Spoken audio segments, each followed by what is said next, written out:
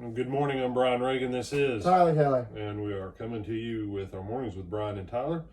And today we are in the Gospel of Matthew, chapter 12, verses 9 through 14. Tyler? Hold on, let me jump back. All right. You accidentally told me Luke chapter 12, verse 9, which Well, I was that's possible. very confused. That's possible. That makes way more sense. Now when he departed from there, he went into their synagogue, and behold, there was a man who had a withered hand. And they asked him, saying, Is it lawful to heal on the Sabbath? That they might accuse him. And he said to them, What man is there among you who has one sheep, and if it falls into a pit on the Sabbath, will not lay hold of it and lift it out?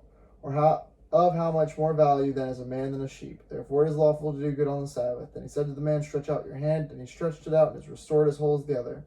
Then the Pharisees went out and plotted against him, how they might destroy him. All right.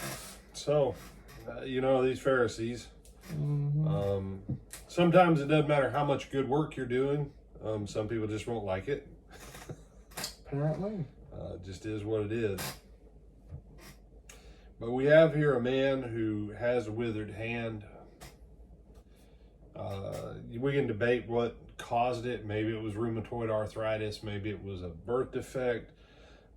Maybe he got run over by 19 wagons in a row because he fell down in the street and someone kicked him and he couldn't get up and his hand got, we don't know. He had a messed up hand. That's all. He had a messed up hand. They said, well, the word withered, that doesn't shed a lot of extra light, okay?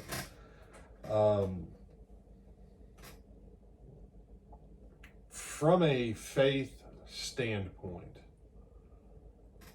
the man was obviously faithful. He was in synagogue with his withered hand on the Sabbath day. And so Jesus gives the man a command. And this is a point of faith. If the Word of God says something and you take the appropriate action, that is called faith. We don't see where the man came to Jesus and said, please heal my withered hand. No, Jesus was making a point about the Sabbath. And so what would have happened, Brother Brian, if the man wouldn't have stretched out his hand? He would have left his hand withered, and the Pharisees probably still would have been mad at him for making the attempt. But what does it say?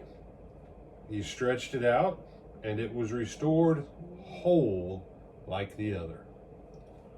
And another aspect of this is, when is the right time to do good by our fellow man? And the answer is pretty much whenever.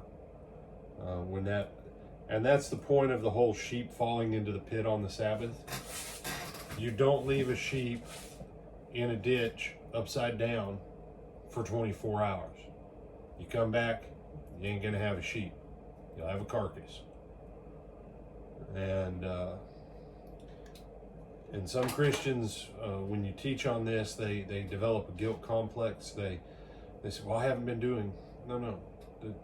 That's the point of this. This is what's called incidental mercy. You're there, you can do something while you're there, then you do it. And then you go on. That's kind of where that one is. It's not super detailed, not a big, not like some of the others we've looked at. Tyler, do you have anything else on this one? Nope. All right. Then we bid you good morning. Lord willing, we'll see you back at 12:30 for our midday meditation from Isaiah.